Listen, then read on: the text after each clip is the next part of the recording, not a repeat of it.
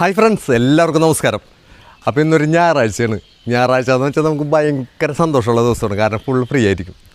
ബാക്കി എല്ലാ ദിവസവും മറക്കണ്ട. ഇത് വർഷങ്ങളായിട്ട് തുടർന്നുകൊണ്ടിരിക്കുന്ന പ്രവൃത്തിയാണ്. നമ്മുടെ സ്വന്തം സ്ഥാപനമായതുകൊണ്ട് നമ്മൾ ഫുൾ ടൈം തുറക്കും. കാലത്തോടെയും വൈകുന്നേരം വരെ ഷോപ്പിലായിരിക്കും.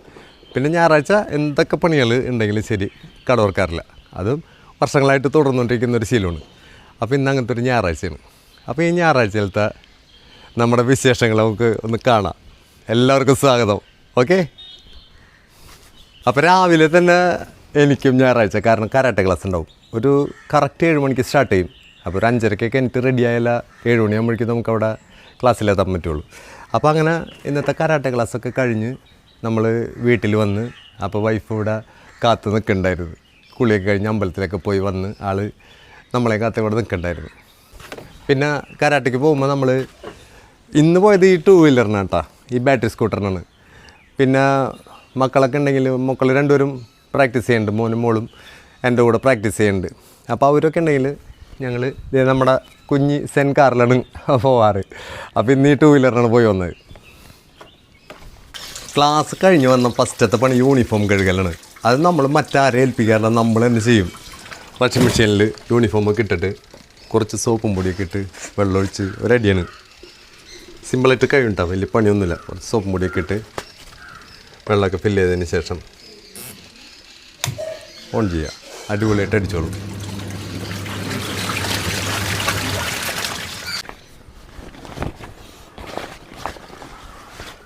വാഷിംഗ് ഒക്കെ കഴിഞ്ഞാൽ അപ്പം തന്നെ അത് വെയിലത്തിടും കേട്ടോ. പെട്ടെന്ന് ഉണങ്ങി കിട്ടും. നല്ല വെയിലാണ് ഇവിടെ.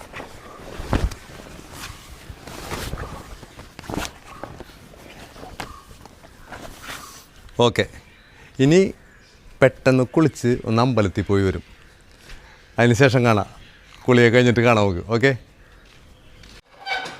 അപ്പോൾ കുളിക്കാനായിട്ട് അകത്തേക്ക് വന്നപ്പോൾ വൈഫ് ഇവിടെ ദോശ ചൂടുന്നുണ്ടായിരുന്നു. മോള് കുക്കിങ്ങിൽ ഹെൽപ്പ് ചെയ്യുന്നുണ്ടായിരുന്നു. ഹായ്, ഞങ്ങൾക്കൊരു ടാറ്റ തരൂ. ജാനി ജാനി എന്തെടുക്കുക? ആ, സാമ്പാറാ? ഒന്ന് ഇളക്കിയ കാണണ്ടേ സാമ്പാർ?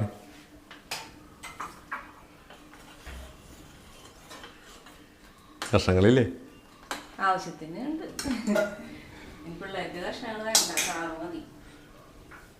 ജാനി ഹോർലിക്സാ? ആ.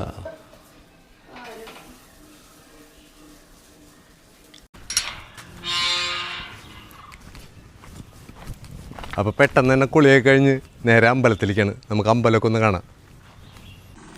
തിരുവഞ്ചിക്കുളം അമ്പലത്തിൻ്റെ തൊട്ടടുത്ത് തന്നെയാണ് ഞങ്ങൾ താമസിക്കുന്നത്. 2 വീടപ്പുറമാണ് തിരുവഞ്ചിക്കുളം അമ്പലം.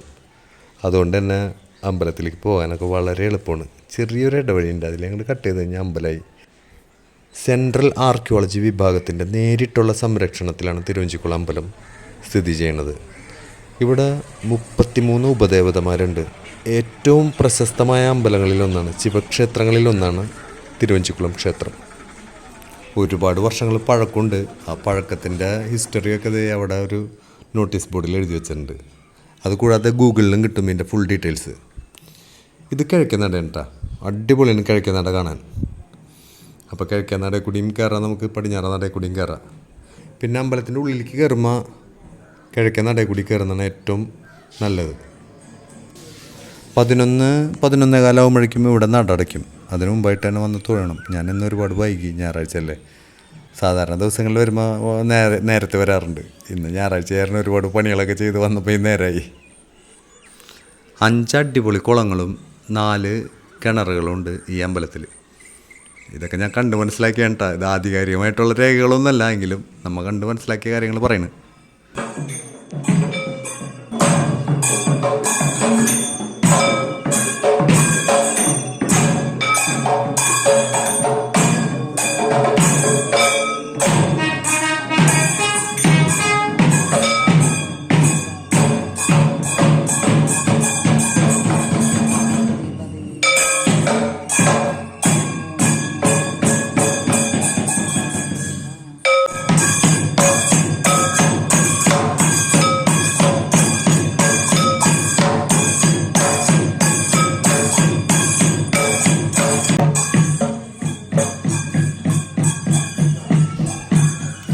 ഇത് കിഴക്കേ വശത്ത് തെക്കേ മൂലയിലായിട്ട് കാണുന്നൊരു കുളമാണ്. ഇത് കൽപ്പടവുകളൊക്കെ ആയിട്ട് മേൽക്കൂരൊക്കെ ആയിട്ടുള്ള ഒരു കുളമാണ്, അടിപൊളി കുളമാണ്.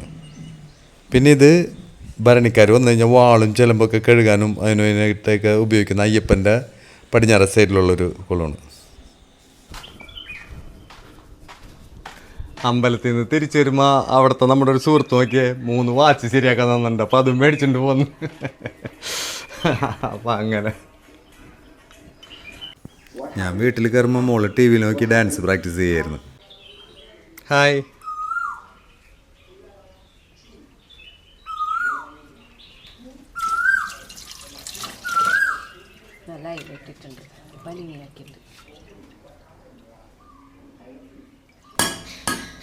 അങ്ങനെ സാമ്പാർ കൂട്ടി ദോശ കഴിക്കട്ടെ കേട്ടാ.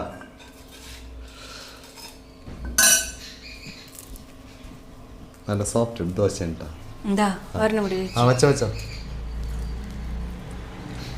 എല്ലാവരും കഴിച്ചു. സൂപ്പർ. ഇയാള് മാത്രമേ ഉള്ളൂ ബാക്കി. കഷ്ണങ്ങളൊന്നുമില്ലേ സാമ്പാറിൽ? രാവിലെ തൊട്ട് ചോദിക്കുന്നതാണല്ലോ കഷ്ണങ്ങളില്ലേന്നതേ. കുമ്പളങ്ങ ഉണ്ട്, പിന്നെ ഇതാ ക്യാരറ്റ് ഉണ്ട്, പിന്നെ ഇതാ താളുണ്ട്.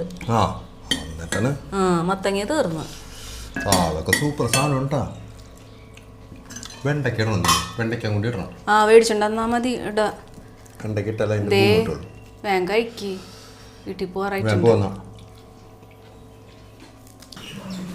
അപ്പോൾ വീണ്ടും കുറച്ച് സാധനങ്ങളും കൂടി മേടിക്കാനുണ്ട്. അപ്പോൾ അതിനായിട്ട് പോവാണ്. ഓക്കെ.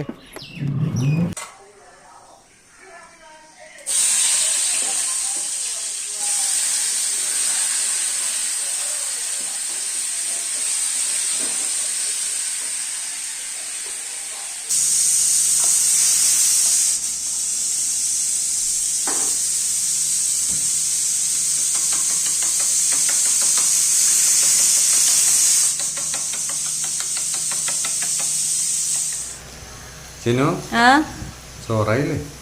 ചോറായി. ഇതേ മുട്ടപ്പം കൂടി ആയാൽ പാക്ക് ചെയ്ത് കൊണ്ടുപോകാം നമുക്ക്. എന്തൊക്കെയുണ്ട്?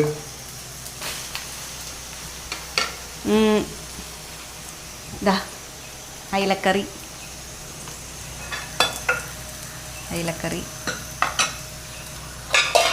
കൊത്താമരയും ക്യാരറ്റും ഇട്ട് വലുത്ത്, പിന്നെ ഇതാ മുട്ടപ്പം, പിന്നെ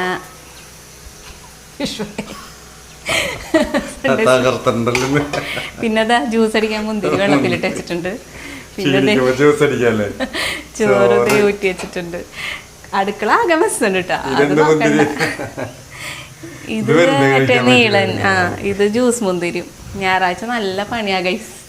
സാധാരണ വിട്ടത് 1:30 പണി കഴിയുന്നുള്ളൂ. അടുക്കള നോക്കണ്ട. റോഡ് സൈഡിലുള്ള വാഴയാണ്. വാഴയിലെടുത്തിട്ടൊരു പരിപാടി ഉണ്ട്. ഞാൻ ചെയ്യണോ? വേണ്ട.